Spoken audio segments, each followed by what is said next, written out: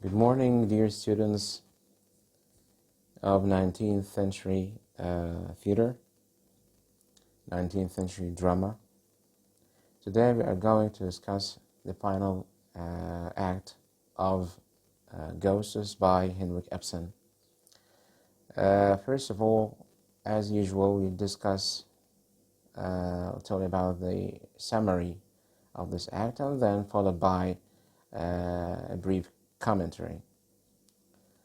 Let's begin by the summary. The scene still takes place in Mrs. Alving's home, but it is night time. By now, the fire is out. The entire orphanage burned to the ground. You remember that in Act 2, the orphanage has been set on fire. While Mrs. Alving has gone to fetch Oswald, Regina and Manders receive Engstrand. Engstrand begins saying, "God help us all." He says that piously and sympathetically, says that in an emotional way. He said that, and of course he means that the prayer meeting at the orphanage before the fire broke out, this prayer meeting inside the orphanage caused the fire. He says so, whispering that now we have got the old fool, my girl. He tells Manders, the only one at this moment, Manders, he was the only one carrying a candle, that he saw the pastor snuff the light, tries to extinguish the light or the fire of the candle, and toss through or fling the burning wick. As he says, what is the burning wick? It is a bundle of string used in burning a candle or an oil lamp. So he says that the pastor might himself have caused the fire. He tossed this burning wick among the shavings, because he, of course, Engstrand is a carpenter, among the shavings. اللي بنسميها باللغة العربية النشارة، نشارة الخشب. The distraught, reverted, or the worried, the troubled, reverend, the pastor, is beside himself, is close to him. The worst aspect of this matter, he says, will be the attacks, the social attacks and slanderous accusations of the newspapers. Of course, all he cares about is his image in front of the society.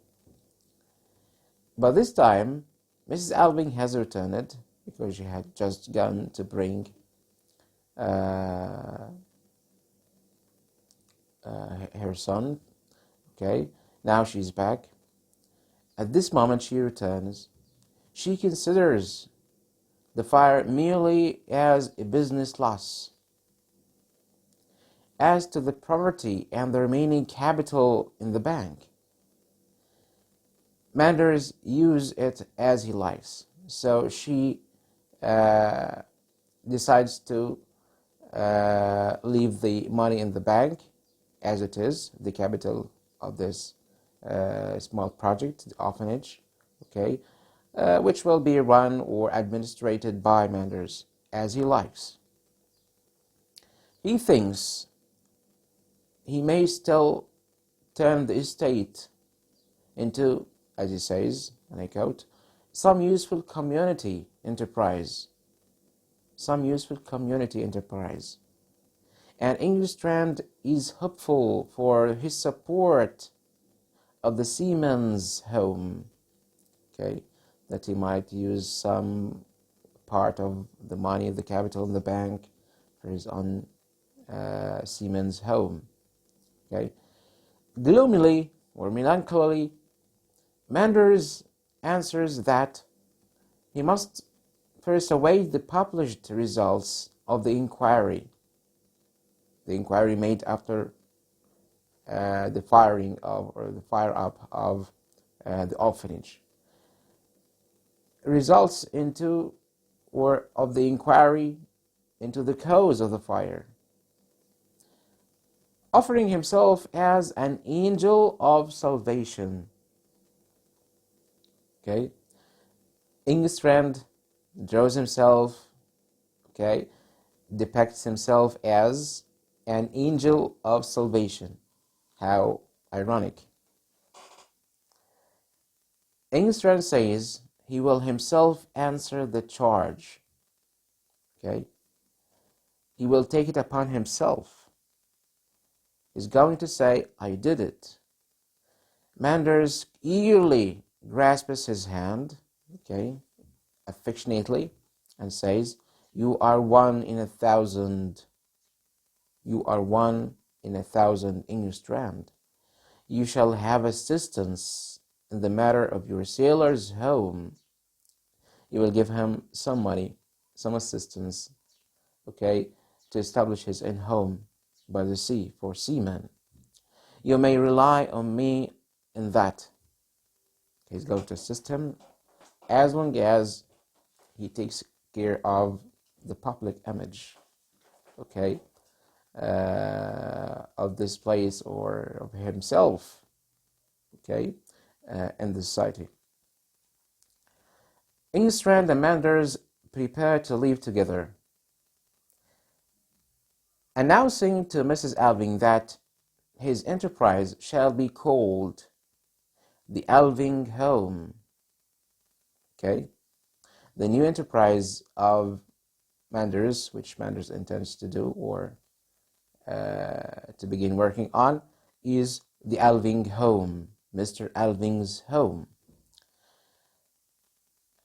And if I can carry my own ideas about it, Engstrand adds that, okay, if Engstrand, if I can carry my own ideas about it, of course, those ideas are corrupt, okay, are degenerate ideas. I shall make it worthy of bearing the late Mr. Alving's name. This is very ironic, okay. I shall make it worthy of bearing the late Mr. Alving's name. Of course, this sentence has a double meaning. The double meaning is unmistakable to everyone except Manders. Okay. Oswald returns so oppressed that Regina is suspicious he may be ill. Mrs. Alving now prepares to tell them, Regina and Oswald, she's going to tell them both that all that she knows about the past of his father, okay, she's going to tell him what she started to reveal. Remember in the previous act, she tells them, both of them, what Oswald told her about the joy of life, okay, which suddenly sheds new light upon everything in her own life. So full of irrepressible energy and exuberant spirit, as she describes her son, in his young days, okay, gave me a holiday feeling just to look at him. Now she tries to make a kind of flashback again about her past days with her husband, Mr. Alving. Then this boy had to settle in a second-rate town, okay, which had none of the joy of life.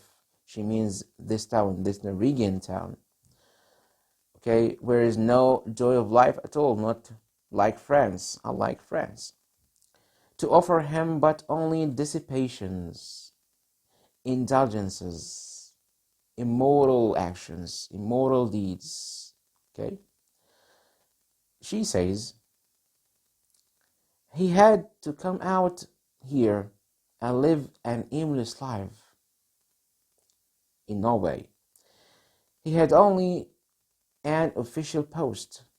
He had to work worth devoting his own whole mind to. He had nothing more than official routine to attend to. He had not one single companion capable of appreciating what the joy of life meant. Nothing but idlers and tipplers, and so the inevitable happened. The inevitable end took place. End of quote. Oswald wonders what was inevitable, and his mother answered that he had himself described how he would degenerate at home. Do you mean by that, father? Okay, he asks her, do you mean by that, my father? She nods. She assents. She says yes, okay, by kind of facial expression. Okay. Your poor father, she continues to say, your poor father never found any outlet for the overmastering joy of life that was in him, for the overpowering joy of life that was in him. She means that kind of joy of life, okay, this life of drinking and prostitution, okay, overmastered him, overpowered him, controlled him. And I brought no holiday spirit into his home either. It was my mistake. On the other hand, okay, I was a participant in this gloomy life of ours in the past. Okay, I share responsibility for that. I had been taught about duty and that sort of thing. These ghosts, the sort of thing, okay, that I believed in so long here. Everything seemed to turn upon duty, my duty or his duty, and I'm afraid that I made your poor father's home unbearable to him, Oswald. So she confesses that she herself was part of this tragic life. Okay. He asks her, she didn't, again, why she didn't write him the truth in her letters in the past while he was in Paris. Why does she keep it secret? Okay, and she can only say that she answered that she never regarded it as something a child should ever know about. She had to keep it away from him. And she adds, your father was a lost man. This is very important. Your father was a lost man before you ever were born. And that all these years she has kept in mind that Regina had as good a right in this house, okay, as my own boy had, as Oswald himself had, because she is the daughter of her late husband. And she is a half-sibling of Oswald, of course. They are so bewildered. At this moment, the brother and sister are so bewildered, okay? But she answers quietly, okay? She responds to their bewilderment by saying that, yes, now you both know, okay? She has let it out. Regina wonders, so my mother at the time, remember Joanna, my mother was one of that sort too, a degenerated woman, an immoral one. Okay, she is so shocked, bewildered, okay, about that.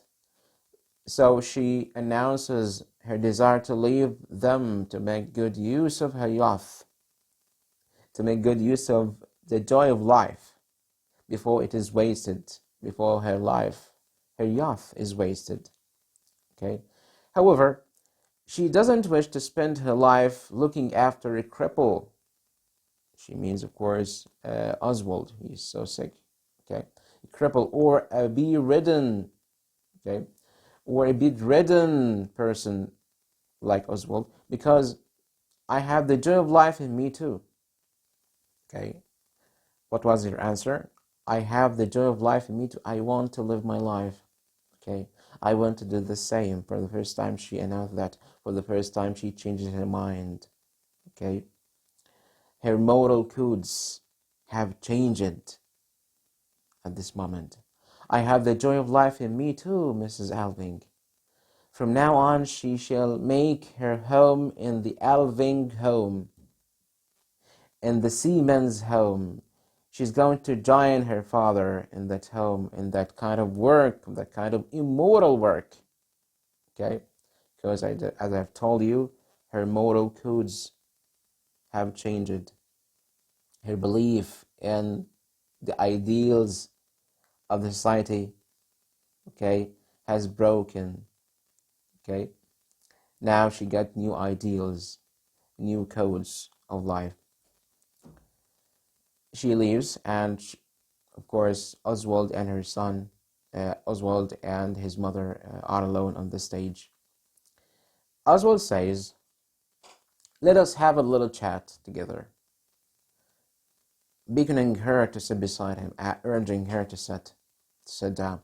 Before he reveals the truth about his fatigue, his weakness, okay, his sickness, and inability to work, he warns her she mustn't scream. Please, mother, don't scream when you listen to this, when you know about the truth about my disease.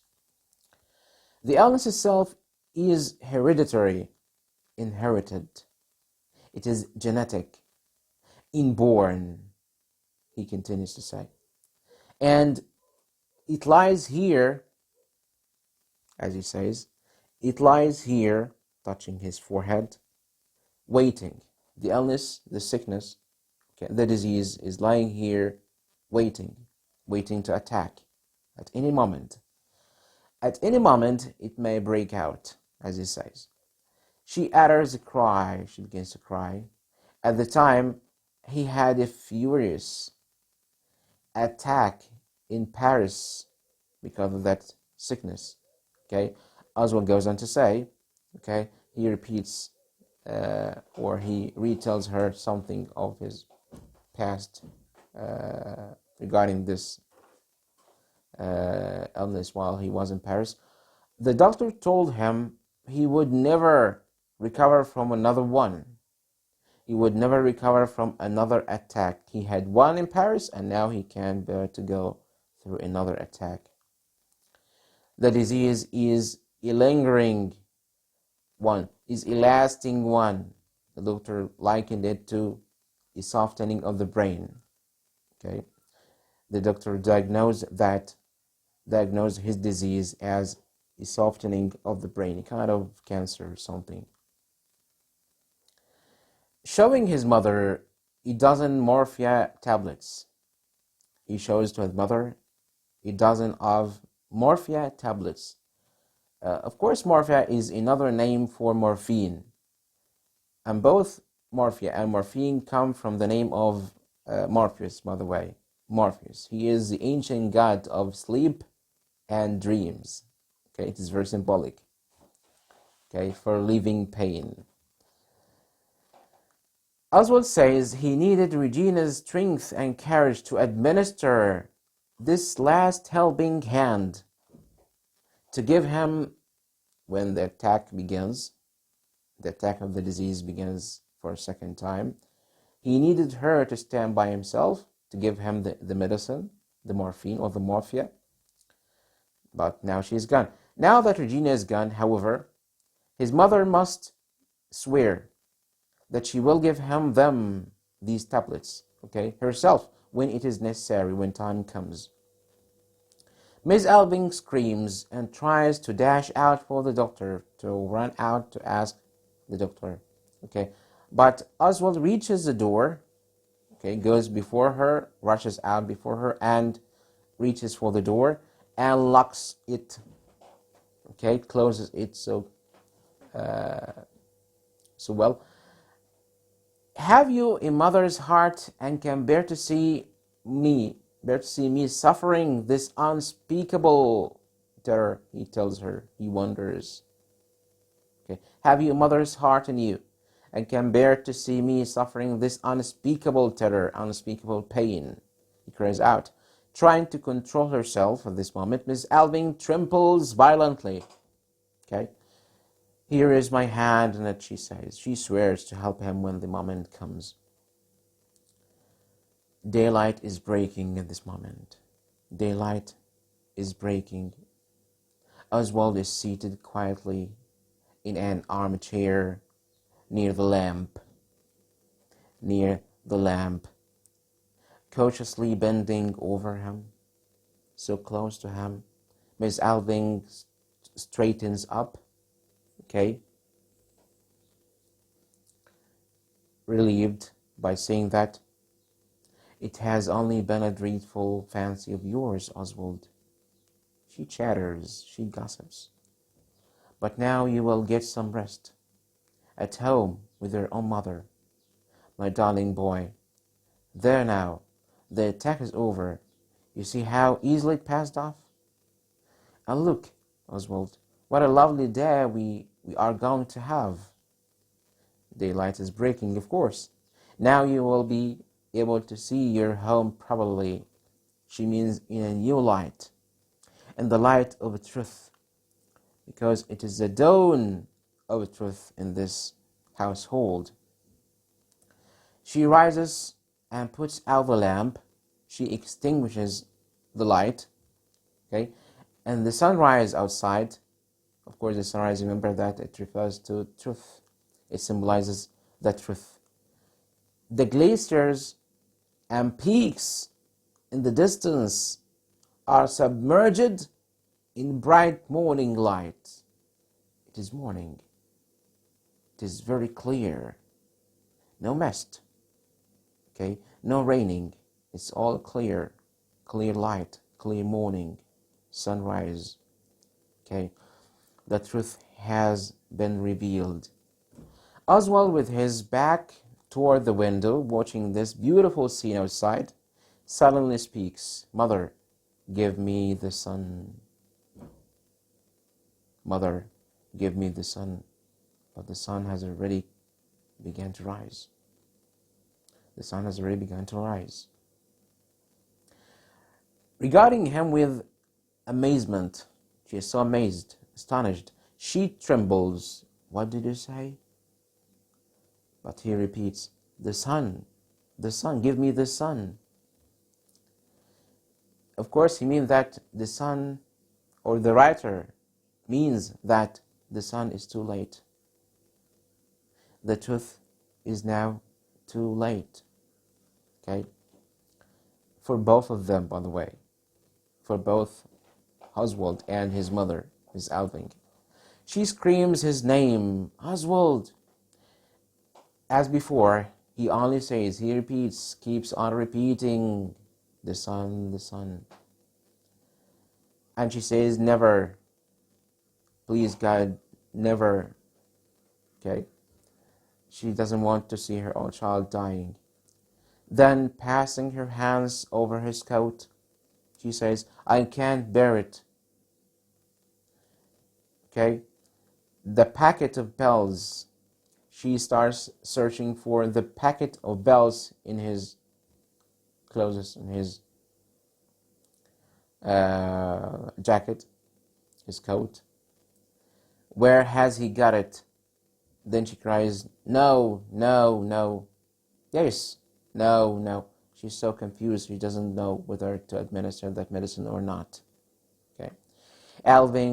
Miss Alving stares at her son, of course, in a speechless terror, because she is able to give him the medicine. She is speechlessly terrified. Oswald remains motionless. and repeatedly says, the sun, the sun. Okay, he monotonously, okay, or tediously, يعني برتابة, the sun, keeps on saying like that, the sun, the sun, the sun. Okay, and the curtain falls.